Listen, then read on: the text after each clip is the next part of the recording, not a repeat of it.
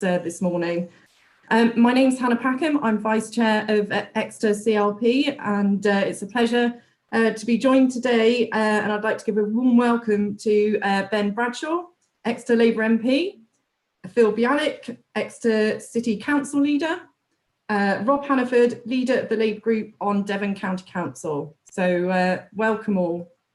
Just before we start, I just wanted to give a brief statement. We were all shocked and angered at the killing of George Floyd and the response of President Trump and the US authorities to the peaceful protests, people rightly demanding justice and equality, and the response has been appalling. As racism, discrimination and injustice experienced by Black and minority ethnic communities in the US and the UK and the world, it's now more incumbent than ever for all of us to address this and to stand up, to also defend the fundamental democratic right to peaceful protest. We must also reflect on the injustices in our own country. We must address the reality and impact of racism in our society and in our communities.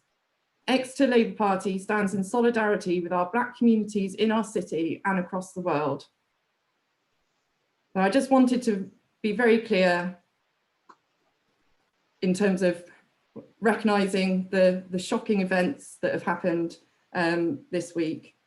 And I know that we've got some really good questions on that as well.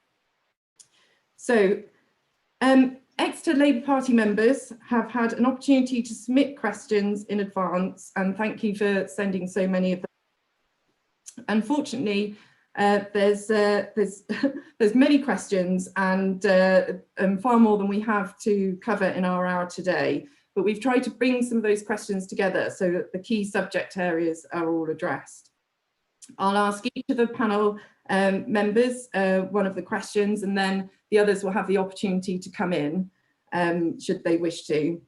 I would remind Phil, Rob and Ben that we only have an hour, so succinct answers will allow us more questions, and I may get people to wind up if necessary. So moving on to our first question. And this is from Stuart Hensel. The killing of people by police without apparent consequences is not a uniquely American affair. Given that this also occurs in the UK, what measures do you think would help prevent this? And on a similar theme, a question from Eric Rooney in Priory, and this is for Ben, although others may want to comment. Will you support the efforts of the 166 MPs that have written to the government to ask that we cease exports of riot gear, tear gas and rubber bullets to the United States in light of the violent police crackdown against peaceful civil rights protests in the country? So Ben, did you want to come in on this? Yeah, happy to do, Hannah. I mean, I thank you very much for that statement, by the way. I thought it was absolutely excellent and completely the right way to start this session. On Eric and Stuart's question, first of all, I mean, we get probably about 20 of these round-robin letters circulated every day within Parliament, and it's not always very easy to keep on top of them and which ones one signs and which one doesn't. I didn't sign this particular letter. I think the one you're referring to was organised by Dawn Butler, because there was one sentence in it which I found slightly problematic in terms of sloppy language. I did ask Dawn if she'd be prepared to take it out, and then I would sign it, but she didn't. But I think what matters, essentially, though, is that the front bench position is very clear on this. Emily Thornberry's made it very clear. So Labour has an official position to stop these exports. So by the time the letter actually was published, it was fairly redundant because we had a good front bench Labour position. I always feel that it's very important when you're writing letters like this that the language is really careful, and particularly on an issue like this, that it's very carefully worded. And from memory, I think the sentence that I had a slight problem with was one that referred to lynching, and the language around that was just a little bit, I felt was a little bit sloppy. It's so important to have really succinct language on issues like this. And Stuart, on the more general issue, I completely accept, that we have problems of racism in this country. There's racism everywhere. It's a constant battle. It's a constant fight. We're seeing it in the disproportionate impact of the current COVID crisis on BME people. I don't think we're as bad as the United States, if you want my honest opinion. I think we've made a lot of progress in recent years, in various steps, a lot of them legislative, thanks to Labour governments we've had. But also, I think our police, if you looked at the way the police were managing the demonstration, which came past my window in House of Commons this week, it was completely different from the way some of the, I think it's also very important to say that the police response in America has not been uniform. Some local American police forces have behaved well, a lot haven't. But in the UK, we have a different tradition of policing. And I think, we did learn a lot from the Stephen Lawrence inquiry and from the Macpherson report, but there is always more that we can do. And I think, every generation has to redouble its efforts. And I think it's been fantastic seeing the outpouring of public concern about this. I've had now as many letters on this as I had on the Dominic Cummings scandal, which in ways is quite encouraging. And the demo that was in London a few days ago was very, very heartening. It was very mixed. It was almost completely peaceful, interracial, multi-generational, and I hope that that's the kind of tone we're going to see in the various vigils and demonstrations that are going to be happening this weekend, including in Exeter. Thank you, Ben. Phil and Rob?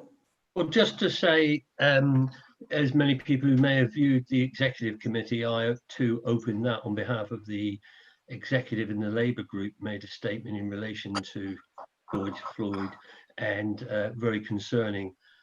My remarks ended by saying there are many ways that we can get our message across, and it's unfortunate at this time because of social distancing and the fact that we're told we shouldn't group in more than 6 at this particular moment. We can't pick and choose which part of these regulations we follow. If we're quick to criticise Dominic Cummings, and so we should, we can't say, well, we say this is right. I would ask people to be very careful. There are other ways of expressing ourselves, and we should, and that's what I would encourage people to do in Exeter.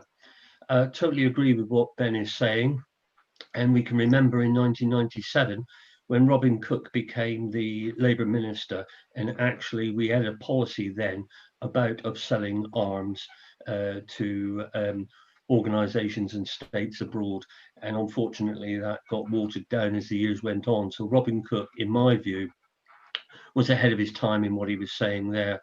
Just one comment. We hear Donald Trump complaining about the Chinese and what's going on in Hong Kong, which is very worrying, by the way, what is happening in Hong Kong.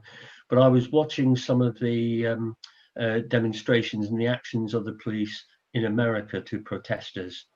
If that was in Hong Kong, Donald Trump would be the first to be criticising the state and the police with their actions. So it is. I think there's a degree of duplicity with that government over there. But I think Exeter and this country, we do well. We have a good balanced community in Exeter, and long may we keep it that way. Thank you. Can I come in, Hannah? Please. Yeah, just take that in reverse order. I think, we're quite right in terms of Eric's question to ban those exports. I mean, clearly Donald Trump, was inciting the military and police to basically wage war on the American public, which is unheard of, in historical terms. So anything we can do to cut that off. And I was interested about Ben's comments about the letter in terms of lynching, because we saw that there was one young black man who was actually jogging in a neighborhood and was actually hunted down by 3 white men and subsequently murdered. And, to all intents and purposes, that is a modern version of a lynching by many definitions. So, lynching in America still seems to be going on at the moment. And I hope they have the full weight of the law thrust at them. In terms of overall, clearly institutional racism is a massive problem in America. However, I agree with the comments made recently in terms of racism in this country, that sometimes it's more dangerous because it's more subtle. It's not so overt. And I think that subtle racism is something that we also need to actually eradicate in every way possible. In reference to the demonstrations today, I must admit I've got massive concerns about the demonstrations in terms of the social distancing rules, and in particular the way that COVID-19 has disproportionately affected the BAME community. Now, we're not sure why that's happened. It could be because BAME people serve at the front line of so many of our public services. It could be issues around poverty or overcrowded housing, but it also could be that there could be some genetic reason why they're perhaps more susceptible to COVID-19. So I'm really worried that, through some of these demonstrations done for the very highest of motives, that there could be more infections in the BAME community and subsequent deaths. And I think a concern that I have is potentially we could lose some of the brightest and best young BAME people who would be our future through being exposed to COVID-19. Thank you, Rob. Thank you, Phil, and Ben for those answers. So I'm going to move on. Rob ended on a COVID theme, and we've got more questions on COVID-19. So the first question is directed towards Ben, but I'm sure that others will want to come in. I'm going to try to group a number of questions together. So this is from Leslie Robson in Pennsylvania. Whilst I appreciate the financial problems we face, do you feel that restrictions on people's movement have been lifted too soon? And then from Lewis Ashman Banks in St Thomas, Devon has the highest R rate in the country, an ageing population, rural poverty, and a huge economic dependence on farming supply chains and UK tourism. Extra volunteer community groups are creaking under the strain and leaving local vulnerable people without care as volunteers return to work and social care agencies remain affected by isolating and furloughed staff and ongoing, as usual, workloads. And Lewis is obviously frustrated by this, and he's asking of Ben, why then, of all things, was your question at PMQs about international flights? And then there's a follow-up question that's to do with local government finances and COVID, but I think we may want to tackle that separately. So if Ben, would you like to respond, and then maybe Phil and Rob? Yeah, happy to. I'll take those in, excuse me, I'll take those in reverse order. Lewis is first. I mean, when you've got a PMQ, and I didn't know whether I was going to get one because I wasn't on the main list, I was on what's called the supplementary list, which relies on you to bob up and down in the hope that you might get called. And I was only just called right at the end, as you may have noticed if you were watching it. I mean, the ideal Prime Minister's question is something that you've got a nugget of local information which you think has got potential national resonance to be a national news story. I mean, if I'd had a PMQ the week before, for example, I would definitely have asked it on the complete failure of the government's test, trace and isolate system because of the inside information I had from Devon Public Health, and also the fact that Dido Harding, the woman in charge of it, had told me on a phone conference that it wasn't going to be ready till the end of June. But that was last week's story, not this week's story. And actually the latest figures on the R rate that you referred to didn't come this week until after PMQs. The reason I chose to go on the quarantine was that one of the purposes of PMQs is to put as much pressure on the government and to cause the government and the Prime Minister in particular as much discomfort as possible. Now, this is quite clearly a policy, as I'm sure you understand, that's not based on the science. And indeed, the day after I asked the day I asked my question, Priti Patel was giving her statement in the House afterwards to outline the policy. She received the support of one Tory MP. Every other MP spoke against it. At the news conference that day, Patrick Vallance, the chief scientific officer, distanced himself from the policy, basically saying it was rubbish. There's no point having a quarantine when people arriving here from countries have far lower rates than us. And this is an issue that's been raised with me in every single conference call I've done with the trade unions about the impact of COVID and the government's policy on their members' jobs. You know, aviation and the aerospace sector is huge for the Southwest. Unite, which is the main union representing not just those in manufacturing, but also those in the airline industry, are apoplectic about this policy.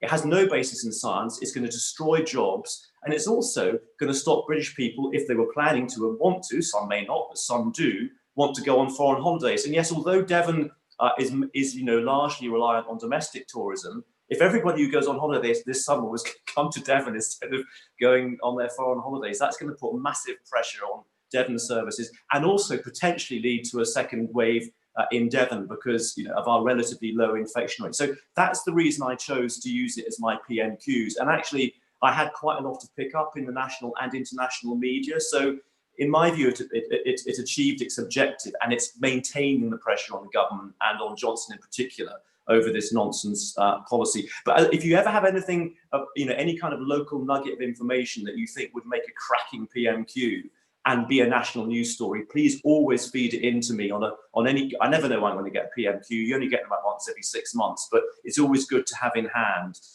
Leslie's question about the generality, I think, Leslie, there is really serious concern that just as the government went into lockdown too late, which cost lives, that we're coming out of lockdown too early. We're coming out of lockdown, as Keir Starmer said, we're exiting, but without a strategy.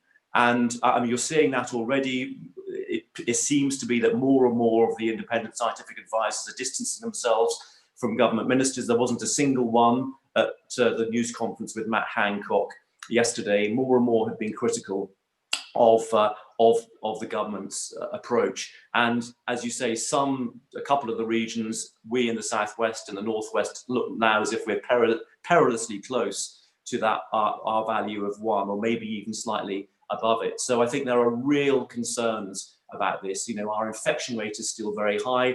On 2 days this week, we had more deaths recorded in the UK in 1 day than the whole of the rest of the 27 European Union countries put together. And it is really, really worrying. And I can't help but feel, and I think this is one of the reasons that Keir really took the gloves off at PMQs this week, that this is a strategy being driven by politics rather than by public health now. And there's no proper leadership and there's no proper plan. And we will continue to do what we can to expose that. Thank you, Ben. I'm going to ask the question now about local government finances, and maybe Phil and Rob will build upon Ben's response there in their answers. So this question is from Stuart Henshaw. Local authorities were told to do whatever was necessary to handle the pandemic. The government now seems to be rowing back on their commitment, potentially leaving large funding black holes for local authorities. What is happening about this, and how are Exeter and Devon affected? Okay, if you'd like me to back from Exeter point of view, I had to put together with the Labour group a budget in February through which we had a balanced budget for this year. We are required by law to have a balanced budget. We managed that this year, but in doing so, I advised everybody that in the 3 years that follow this year, we would have to make a further 3.7 million or possibly £4 million worth of savings, which equated to nearly 30% of our budget. That was not an easy target. And we were about to set about looking at all those streams of income or expenditure that we had. Obviously, with COVID-19 came in, we had an immediate problem. For example, 26% of the council's finances is dependent upon car park income, some £8.8 million a year. That's about £170,000 a week. In the first week of COVID, we had something like £10,000 is all we had. And obviously we've lost 93 to 95% of our income. We've projected that forward into what a recovery may look like. So that was just one example. We were giving £72,000 by government to help the homeless and street attached people in Exeter, and we put them into accommodation. That in itself cost us nearly £200,000, but we spent it on the basis, as Stuart said, we were told, whatever you do, we will put it right. So the additional expenditure at the moment, we predict for the end of the year will be something like £1.19 million, and that's the additional expenditure. Our loss of income is projected to something like 9.2 million. We've had in total support from government of 1.3 million, and we have furloughed staff, and we've saved something like £400,000. So just to let you know, on the furloughed staff situation, we furloughed the staff on 100% of their pay.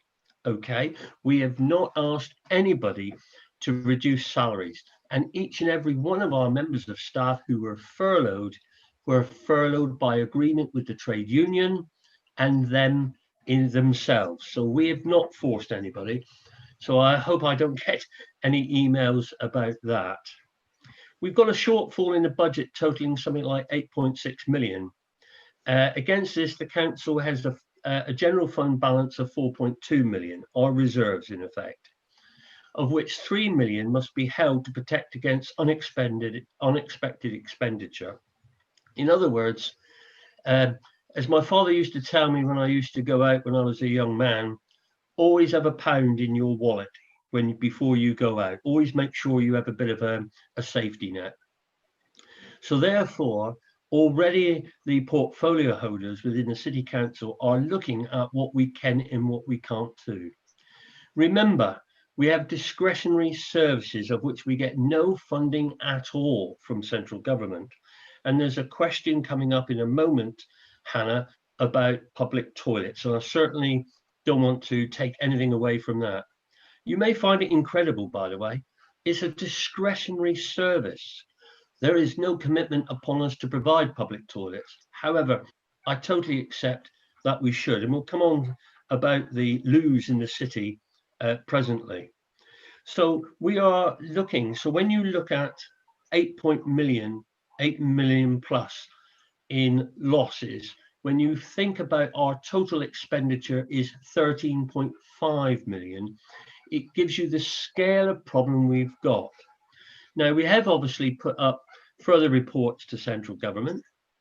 We've obviously shared our problems with Ben and other MPs in the county, and Ben is doing everything he can through central government. But we are faced with Robert Jenrick, the minister, saying, well, I've given you £3.2 billion, all you councils. What's your problem? And one of these bright sparks in Parliament, working for the government, is added up all the reserves of the local authorities and worked it out that that is several billion. And therefore, their attitude towards us is, why do you keep going on to us? Why do you keep wanting money? You sort yourselves out. But to be clear, for the last 10 years, we've been encouraged by the condemned government and this government to be self-sufficient, not to rely on central funds. So 10 years ago, we used to get in excess of £10 million from central government in revenue support grant. We got £360,000 this year. So I'm just trying to outline some of our problems. We're still trying to deliver services to the most vulnerable people in Exeter, and that's what we intend to do. So my team will be coming up with a proposal. We will be putting an emergency budget in this year, in July, to council. We have to get through this year.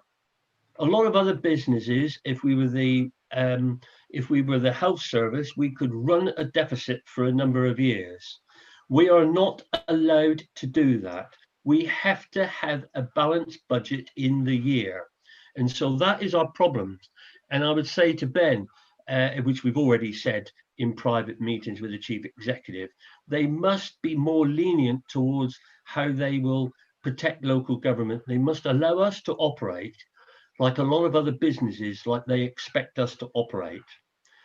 There is a greater concern, Hannah, and I'm about to finish, a greater concern that central government will be looking most probably to reorganise local government as a consequence.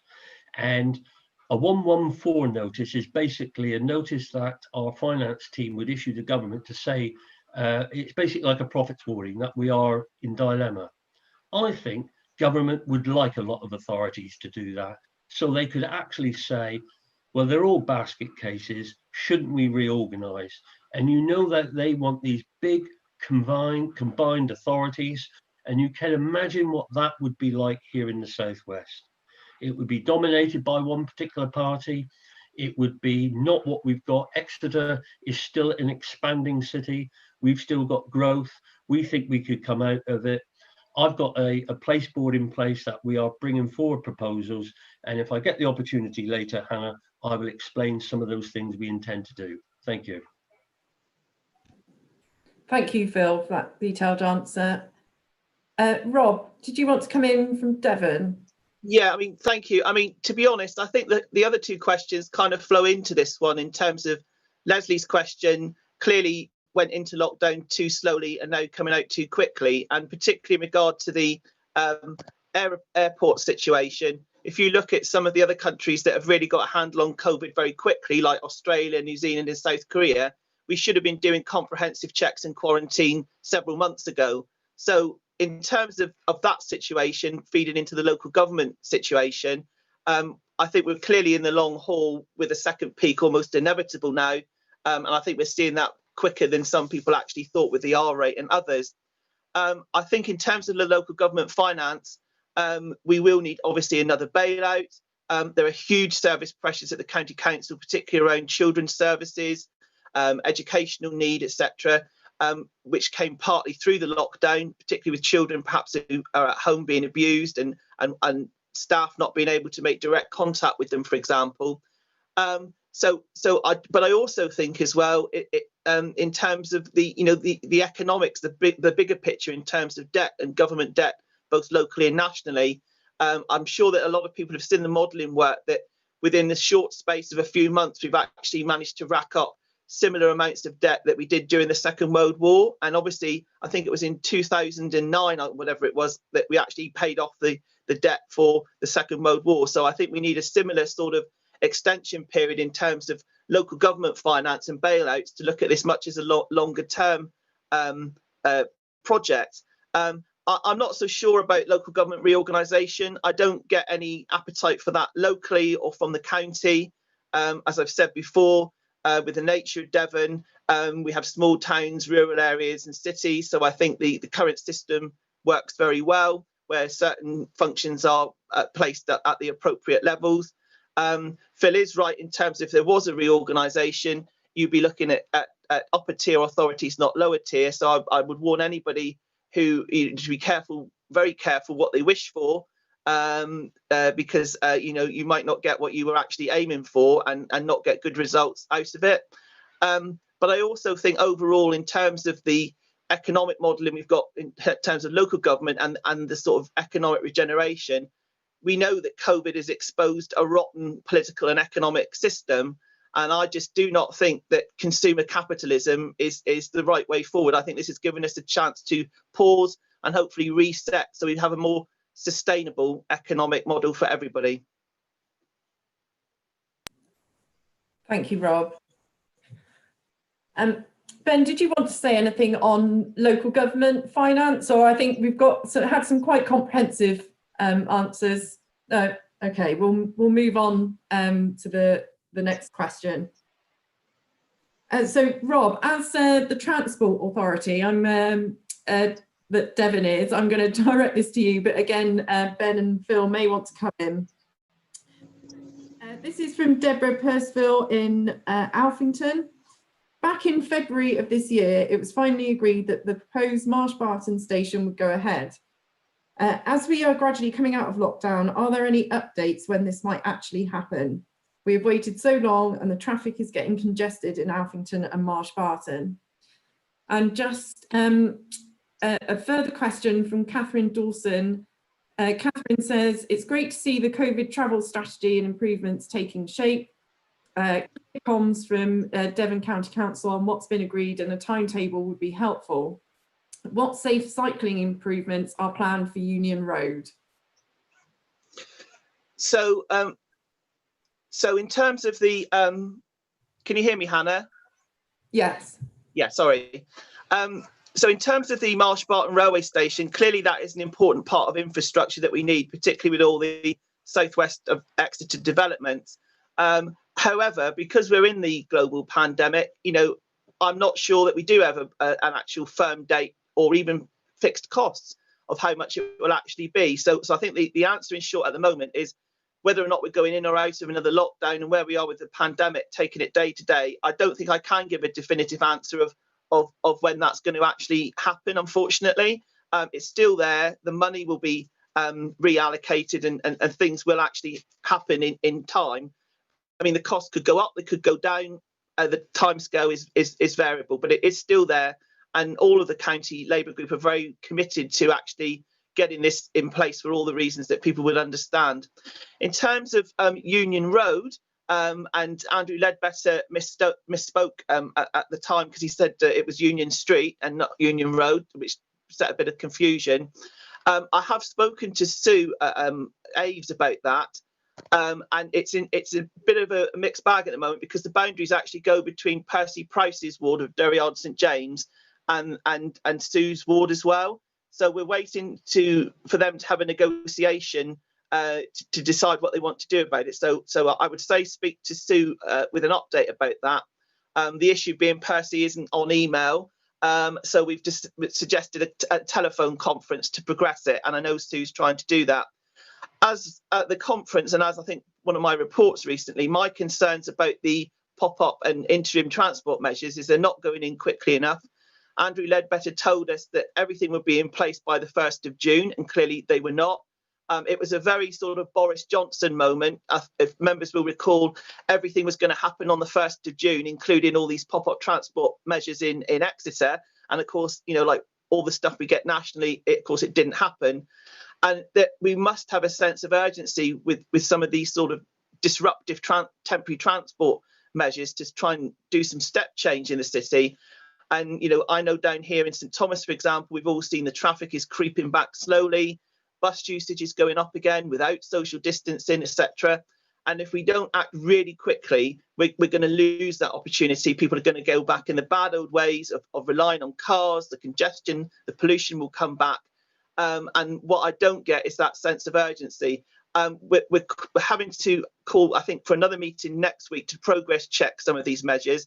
But I'm really concerned that if the slippage goes on like it is, it will be a huge missed opportunity for Exeter. Thank you. Rob, before Ben, and then Ben can, just to say, we did have that meeting where we had over 100 attendees 10 days ago. And that in itself is causing some issue with people.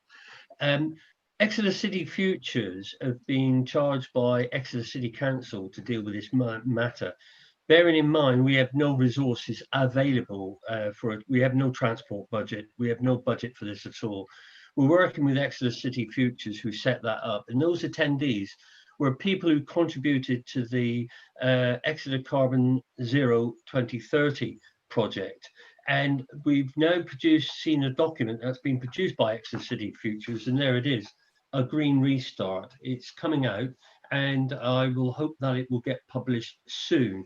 This is talking about that conference, the things we are doing, the things we're working. We're working with the Place Board, the Exeter Place Board, and we have key partners, the County Council, obviously the City Council, and members of the Place Board who are key agencies in Exeter talking about some of our strategies in Exeter. There has been one meeting, there's a further meeting on the 8th of June that we are going to. Exeter Council itself has got its own transport strategy group now, whereby we intend to form opinion and influence the County Council on how we want to do these things. So that's what we're doing as a city. One final thing, down on the quay, I've had some representations about that. There is land in ownership of the City Council. We intend to work with those businesses about how they can extend onto the highway, which is owned by us, so their businesses can have social distancing outside. That's how we're working with the business community here in Exeter. Thank you, Phil. Ben, did you want to come in?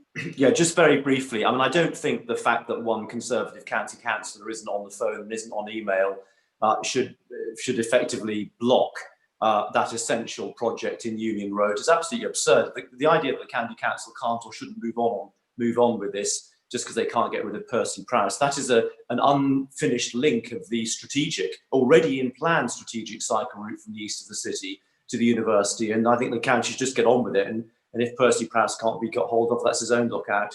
On the Marsh Barton station, I mean, one of the problems in all of this has been that the government has repeatedly promised money that hasn't delivered, but also that Network Rail's project management has been so appalling that the cost of the projects that have been given approval have massively overrun, which has meant there's been less money left for the other projects. However, a little bit of potentially good news, I don't know whether Rob was even aware of this, is I got an email a couple of days ago from the county council asking me within an hour to turn around a signature for a joint letter of local MPs in support of the Marsh Barton bid, indicating to me that they've been given a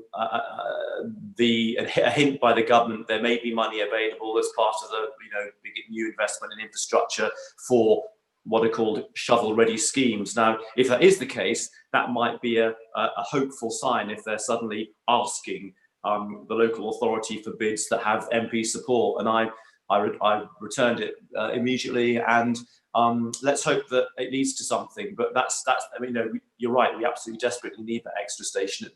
It's all part of the city's future plans, and let's hope this time it happens. Thank you, Ben. Right, we've got a few more questions. I'm trying to fit as many in as possible, so I may ask people to wind up if necessary. So the next question, Phil, I think you may have expected a question on public conveniences in Exeter. And John Meredith asks, is there a possibility that public conveniences can be reopened? I'm fully aware that in the past, several of these facilities have been misused by criminals, but many local people, especially elderly and the disabled, rely on them. Also, maintaining and cleaning these vital establishments provides much needed employment.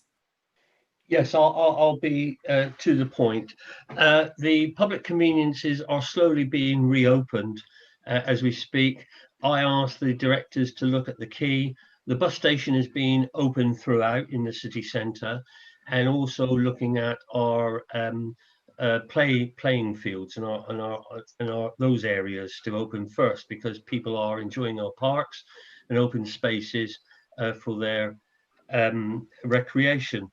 Now, we had to close them at the start, as everybody did because of the COVID. And of course, again, government make these great announcements, a bit like the cycling announcements, and say, oh, we want them all to be open. What they've also done is told us what the cleaning regime has to be, and quite rightly so, by the way, but not telling us how we're going to find the funds for that.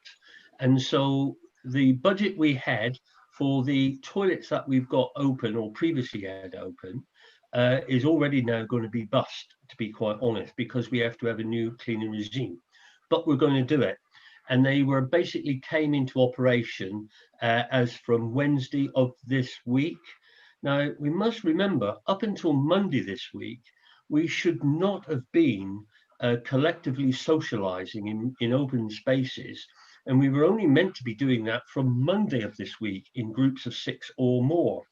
And so we were following the government guidelines. But of course, once Dominic Cummings, and I'm not blaming it all on him, decided to use his instinct, a lot of other residents decided to use their instinct, and what they interpretate the rules, and that's what happened.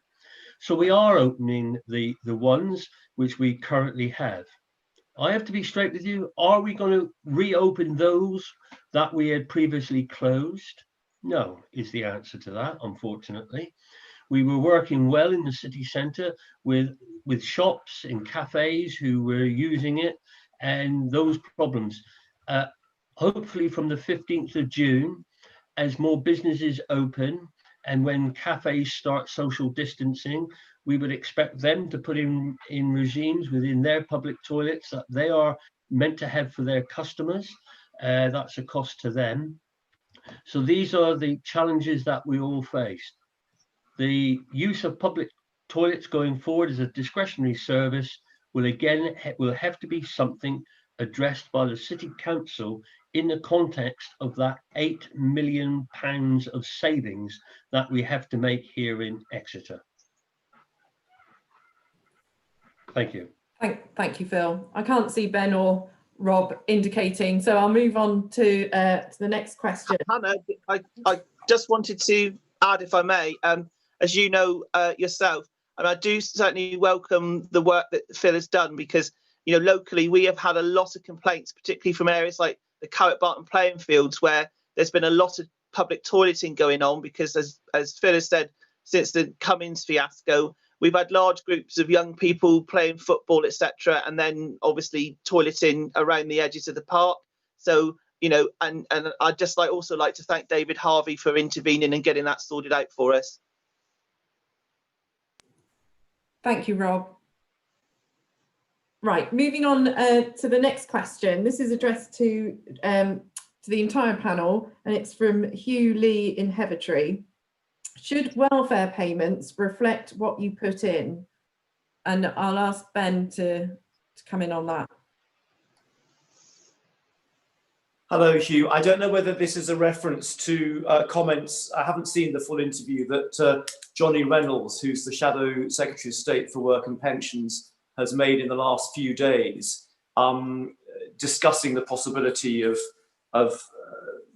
strengthening the contributory element of our welfare system. I mean, there is already a contributory element, obviously, when it comes to unemployment benefit, but it's very weak compared with quite a lot of other countries like Germany and the Scandinavian countries. I mean, I'm open-minded about a debate on this. I think, though, that if you were to strengthen the contributory element, you would have to make sure that you had a very generous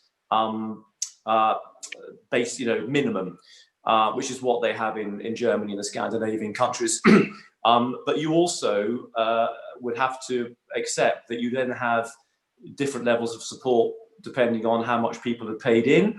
I mean, the advantage of those systems are that you get more buy-in across the population. So private alternatives, which are so common in this country, like people buying buy-to-let properties or whatever to boost their own individual safety net, are pretty much crowded out in the German and Scandinavian models, because their system is generous enough that people don't feel they need to take those sorts of measures themselves.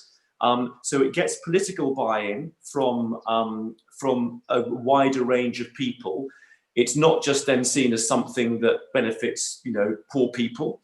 And the overall level of benefits is significantly more generous. So I certainly think at this stage of a parliament, when we've got 4 years to go, it's worth having a debate about this. And, I've often held out Germany and the Scandinavian countries as better models of social democracy at work than the United Kingdom. And, I certainly wouldn't rule something along these lines out. And it may well be something that we'll have to look at if we're going to be serious about proper social care reform, how we're going to achieve that in a way that gets public and political buy-in, which will involve, people paying, individuals paying up front for some sort of national social care service or national social care insurance system. So I think it's a good time to have the debate now rather than just before a general election, basically. Thank you. Hi, Hannah. Thank you, Ben. No, Phil, I'm going to bring Robin. Go on then. Thank you, Hannah. I mean, that question came in late last night. So to be honest, I haven't had a chance to sort of research it. But my gut reaction is no. Welfare payments should not be based on people's contribution. You may have a situation where somebody has been disabled for all of their life and not had an opportunity perhaps to work and pay into the system. Should they then have a sort of second class financial support system? No, most definitely. I think you're also putting at risk the issue, for example, that women in particular take time off for children and childminding, and often perhaps don't often work full time. Does that mean in old age then they should then suffer? So no, I think it should be a universal coverage. I'd be very reluctant to go down a sort of hybrid version of private contributions and public contributions, We want a welfare system that supports people in a proper manner, that allows them to live their lives fully should they be unable to work for whatever reason, mental health issues, physical reasons, whatever, as a mark of a civilized society. And I also think, again, going back to the COVID-19, the case for universal basic income is very strong now. It's even been talked about, for example, in America. And I think if we had a universal basic income to underpin the welfare system, that would probably be the best start. But in terms of a first and a second class welfare system, no, most definitely. And I'd certainly be prepared to people the barricades on that one, Hannah. Thank you, Rob. Phil. Well, this is one of these debates we have in the pubs whenever the pubs will open, whereby we debate theories and issues. And so I would be differing with Rob here. We make a number of analogies with the Second World War, what's going on now about the financial situation. But of course, Beveridge, who wasn't necessarily a Labour person, came up with his report. And I believe we need a modern day Beveridge report, to be perfectly honest, a commission to look into this. It's done for us in the main very well for the last 60, 70 years, and perhaps it is time to have a commission to look at this. Contribution benefits, and you speak to a lot of people who are in receipt of pensions and things, and even like myself, we will all say we've contributed to that pension. And working people are very proud in their retirement to say, I contributed to my pension. I am not a benefit taker. This is my pension that I've contributed to. And that's a very important thing that working people like to realize, that I've paid for my pension, I'm entitled to my pension, and I will take my pension. It is not at the whim of government. And Rob, you're quite right. How do we deal with people then less abled or women in pregnancy? Well, of course, they get credits. They should get credits for their pension scheme.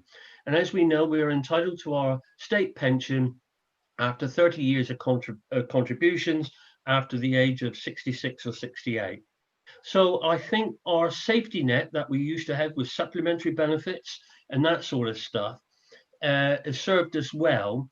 But I think people are entitled to incomes. And I think this is the point you were getting to, Rob, that there should be an income entitlement to people. And we've always had that. And we should stop sort of ghettoizing people as to benefit cheats or benefit claimants. People are proud to get their pensions, and we've got to try to change. We need a commission to look at all of this. Thank you all.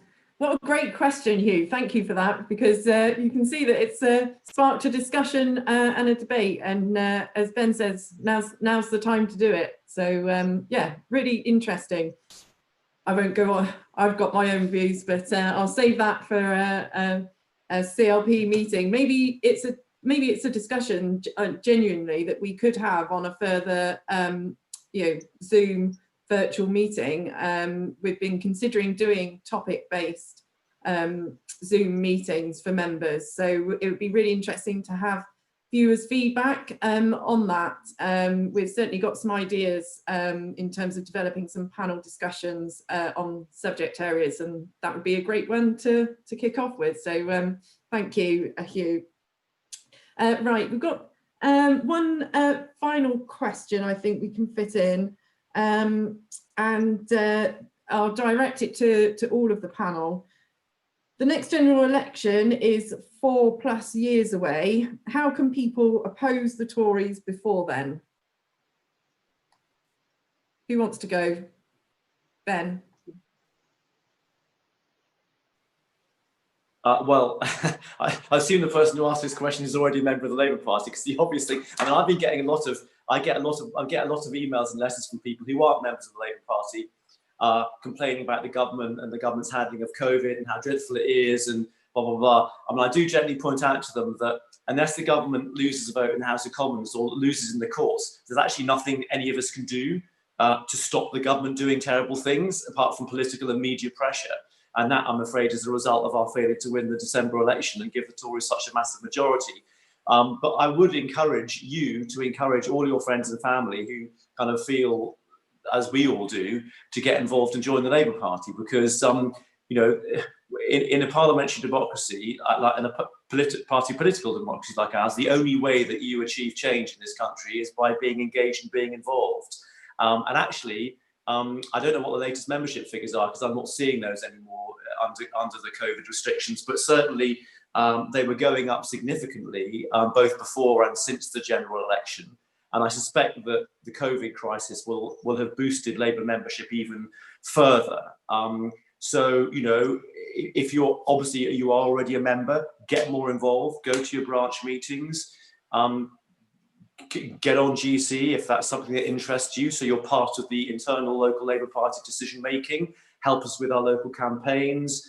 When we're able again to go out and about and leaflet and canvass, help us do that. And every little bit in every little single constituency in the country helps. You know, if you have the time and the resources, if there's a by-election somewhere else in the country, you know, we're always looking for people to go and help in by-elections. Obviously, at the moment, we're not having any elections, but there are elections pretty much every year in this country of one form or another. And, you know, become part of the Labour Party's policy-making process through your engagement, because, you know, we want to make sure that when we get to the next election, whenever that comes, we've not only got a party leadership and a party that looks as if it's ready for government, but a manifesto that's attractive to people and that people think is credible, and that we win that election, because without winning that election and getting into government, we're not going to be able to achieve any of the things we want and not be able to put our values into practice. Sorry, that was a bit long, but... Thank you, Ben. Phil. Well, I totally support everything Ben has said, and also just to say, getting involved, believe it or not, although some of us may not think so on occasions, it's quite enjoyable. You meet a good circle of people, like minds, and you know, together we can do something. It's not all dire, it can be fun sometimes. I know running a canvas sheet in the pouring rain in the middle of winter is not everybody's idea of fun, but the fun bit is what happens after and the friends you make. I think the only achievements that working people has made throughout our history is through our representation in Parliament and by the Labour Party. And I think we've proven in the past that it is the Labour Party who will only deliver substantial gains for the working class. Thank you. Rob. Hi, Hannah. Hi. Can you hear me? Yes. Yeah, I think I'd try and get my sort of crystal ball out, and I'm not actually sure this government will last 4 years. The mishandling of the COVID has been so appalling, and the excess deaths I think are around 65,000 plus at the moment. We're now entering probably a deep economic recession. You know, many businesses sadly will not be around, and we're probably looking at mass unemployment, for example. So, I mean, I would not be surprised if Boris Johnson wasn't kicked out before Christmas, quite frankly, and Rishi Sunak was put in. But also, I was really surprised this week at the voting that was taking place in the House of Commons about the virtual as opposed to the coming back to the House of Commons, and some of the Conservative rebels that are actually going through the lobbies with Labour, some really right-wing, you know, hard right sort of Tories actually rebelling with a lot of moderate ones as well. So I think there's a lot of unrest in government about the COVID situation, about Brexit as well, and also just the overall general economic situation, which I think many people perhaps aren't actually paying as much attention to, you know, and how serious that will be. So I think there is a period of significant political and economic unrest coming up. So, you know, I'd say, you know, don't assume that even though they've got a majority of 80, they're going to last 4 years, because I don't think they will. Hannah, can I just add something to that, what Rob's just said? Please do, Ben. Yeah, I mean, I'd simply point out that even if they ditch Johnson, which I wouldn't rule out, and put in Sunak, it's still a Tory government. So, and with a majority of 70, the Tories are absolutely professionals at survival and staying in power, and they will do whatever they can to stay in power. If they think Johnson's a liability, they'll get rid of him, but they will make sure they're still in government in 4 years' time. There's no constitutional way, unless the Tory party splits, and it's very united behind a hard Brexit at the moment. There's no constitutional way of us getting rid of a government with that size majority. sadly. Thank you, Ben. I've literally, this is the joy of virtual meetings. I've just had a message to say that in terms of our membership increases, we're looking at about 400 in Exeter and about 50,000 nationally. I haven't got the date as actually when that is from, but maybe at our next session I can give a more detailed report. But it's certainly been climbing. And as we discussed last week, the increases in trade union membership over the last months have been really impressive, with many young people joining trade unions for the first time in their working lives. And we can see from the protests as well and the demonstrations that are happening, they're being led by young, passionate people and angry people. And we in the party have got to give them a voice. It's got to, you know, we need to not only be representative of them, but you know, be a party that welcomes and engages them and speaks with them rather than attempting to speak for them. So yeah, some positive things to end on, and as we prepare ourselves for that next general election, a big crucial general election. So I just want to thank our panel members this morning. Thank you, Phil, Rob and Ben. And a massive thank you to Stuart Henshaw, who is responsible for all of our technology and keeps the show on the road. And Stuart and the other CLP officers and I will have a discussion about the kind of formats that we can run for individual subject-based Zooms, because we really want to make it as interactive as possible while also providing a really safe space. So we'll give that some thought, but do look out for those and let us know if there's any specific topics that you want us to cover. So thank you ever so much for giving up your Saturday mornings. It's lovely to see everyone, and we'll see you all again soon. Thank you.